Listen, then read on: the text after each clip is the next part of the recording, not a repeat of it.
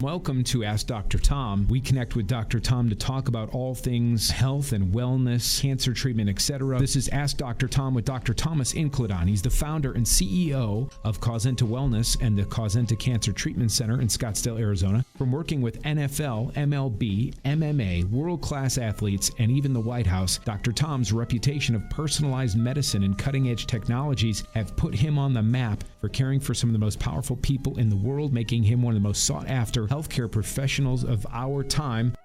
What is going on with fertility and what should people know about it and what is it that they're learning that maybe I don't know yet?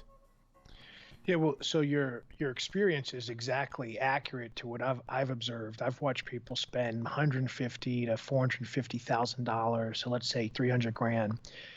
And the significance of that is if you go on a Google or Bing or some other search engine, you go, what's the average cost of in vitro fertility procedures? You see average numbers around 12 grand, give or take a few dollars.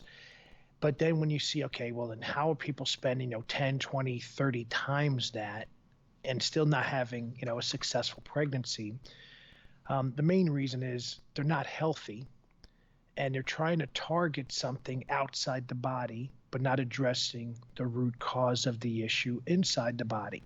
So after people go through all this expensive, elaborate stuff, they're not any healthier.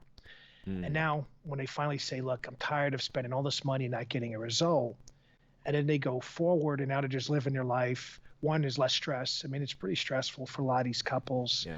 I've actually seen some relationships end because it's like finger pointing. Well, the reason why we can't have a successful pregnancy is because of you or you. It takes two people. It does, it's not a one person show. It literally takes two people, and both partners have to be healthy. But in a standard medical model, the way that it's approached, it ignores so many things that we know are important. And so it's kind of like, if I got, 4 flat tires and then you watch a mechanic say, oh, I'm going to fix one, you could be like, this guy doesn't know what he's doing, right? This person doesn't know what they're doing. Well, imagine that same scenario when it comes to contraceptive health or having a successful pregnancy.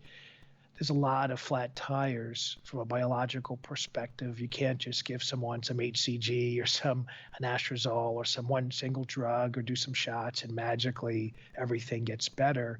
It's just simply a flawed approach. And, hopefully today we'll be able to educate people and show them there's a way better option that's available, and they'll be maybe happier about it. We're talking with Dr. Tom. Dr. Thomas Incledon is the founder and CEO of Causenta Wellness and the Causenta Cancer Treatment Center in Scottsdale, Arizona. So it's this comprehensive facility where they treat super athletes on one side and work with C-level executives and people that want to have babies and people that are generally just trying to get a better, healthy result. And then there's another portion of the facility where they're focusing on patients that have been diagnosed with some form of cancer, oftentimes rare forms of cancer. And so Dr. Tom and his team have taken this approach to looking at the facts. And so what you said to me about fertility kind of makes a lot of sense. I'm wondering, these people that I've run into that have spent years and years and hundreds of thousands of dollars and then not had success getting pregnant, only to get off all of it and then change their lifestyle. As I'm thinking about it, it seems like, they got off all the stuff and then they got pregnant like it was just natural. And it's like, no,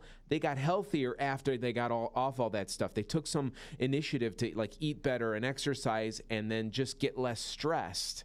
And somehow it's almost as if they got lucky and treated themselves. And I think what you're saying is there's a way to actually engineer the getting healthier with some help from people that know what they're doing by measuring certain things. Is that accurate? Oh, absolutely. Plus, there's so many ways you could look at it. But, imagine, let's say you and your wife are trying to conceive right now, and you got to have sex at 6 p.m. It's like, that's hot.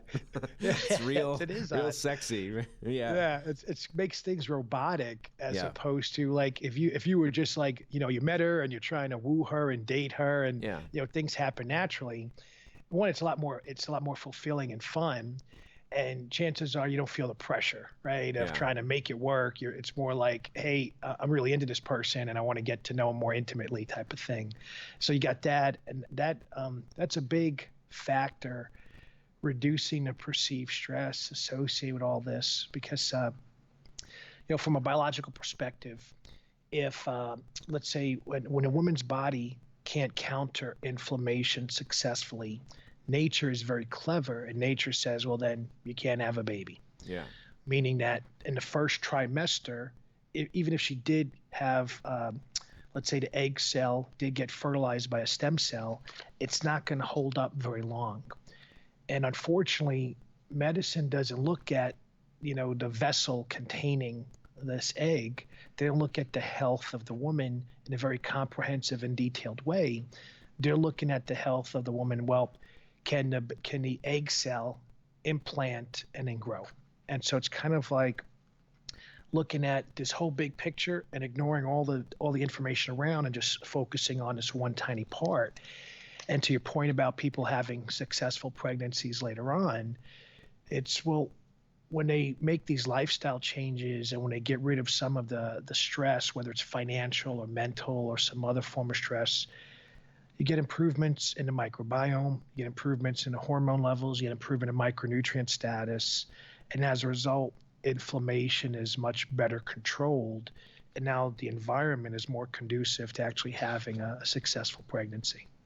Well, so today we're talking about fertility and infertility. And so let's start with some just simple basic definitions so people have a baseline of fertility and then maybe infertility. So can you start by just sharing what exactly is fertility for people that haven't really ever had a problem or considered it? Yeah, so fertility, like in a very basic definition, is just the capability to produce offspring. Now, when we think of fertility, like classically, we think like, does a woman have healthy egg cells and does a man have healthy sperm cells? And then can they somehow interact, and can the woman get pregnant and have a successful pregnancy? So kind of like in our mind, we have like this whole story created behind the word. Yeah. But what I want people to maybe get out of this podcast, or people to expand their view of fertility, fertility is probably the single best measure of overall health.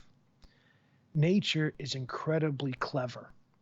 And when you're not healthy, you can't, it's considerably more difficult to conceive a child, produce sperm, have a successful pregnancy, all these obstacles.